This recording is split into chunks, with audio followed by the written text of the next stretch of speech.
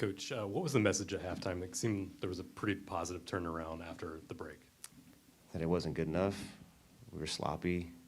We generated nothing. They were the aggressors. They were bullying us around, and so we changed structures and went to a 4-2-3-1. Played the pivots closer together, and brought in Pedrinho, which again, Pedrinho, his quality.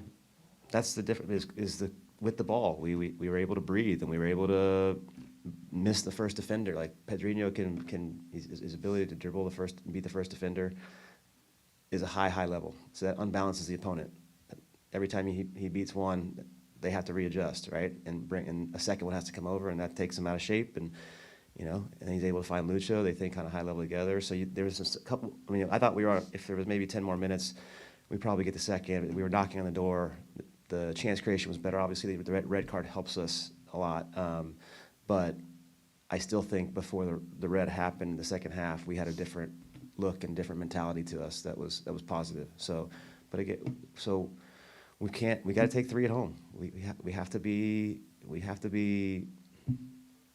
honest with, like, we gotta find a way. We gotta find a way to win that game. And so these guys will respond. That's what they've done all year long. They know that they wanted more from the game. You could see them pushing in the second half and who they were becoming, and just ran out of time and had just a few almost moments of getting that second goal.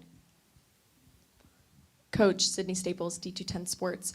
When you think about the locker room and the energy that's within it, when it comes to a halftime of this game, after a draw like this one, how would you describe it? How do you think the team will respond moving forward to the rest of the season?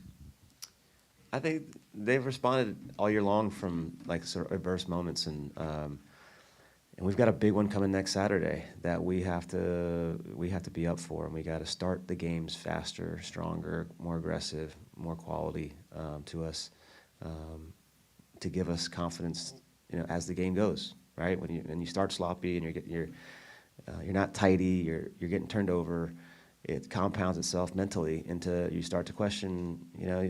I think guys, we didn't move well enough for each other. Like you could see our confidence kind of just take a hit in that first half, and that's the game at the highest level is who can get the confidence edge, who gets the mentality edge, and usually your first 5 minutes individually, you want to get yourself off to a fast start, whether that's just connecting your first pass, your first vertical pass, that first moment where you were under stress and you got out of it. Those are the things that give you life to the game. If you're not getting those early on and it's going the other way for you, self-doubt. I mean, that's what happens. And you get too many guys self-doubting, and it's hard to be clean and look fluid.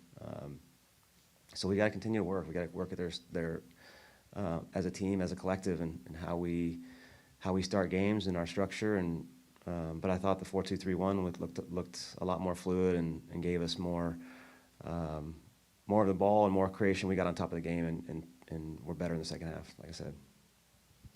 Coach, 50 minutes A, you had 10 players, and you have players, they have the available to be dribbling and to be position players like Pedrinho, Lucho, Petar. And it's possible to see this lineup for the next game, or you consider it more focused on the defender line? We got Petar still, so we got a minute. We were trying to shoot for 20 minutes with him, and Paxton for about 10 minutes. So we'll continue to up that minute restriction, and so we're bringing them along at the rate they need to be coming. So you can expect them to enter earlier based on how they recover from tonight, and we'll evaluate them. But you got Farfan coming back soon. Like we got, it's going to be very competitive in our environment very soon because the health of the team is becoming. Our depth is going to be giving us life, especially in this month of May where we have these Wednesday, Saturdays coming down the line. But you can expect to see those guys that you saw tonight on the field for sure. Their quality stood out. Those changes we made were the right ones, and we looked different in the first half. Thank you all, and with that, I'll conclude tonight's post-match press conference with head coach Eric Quill. Thank you for attending, and have a great night. Thank you.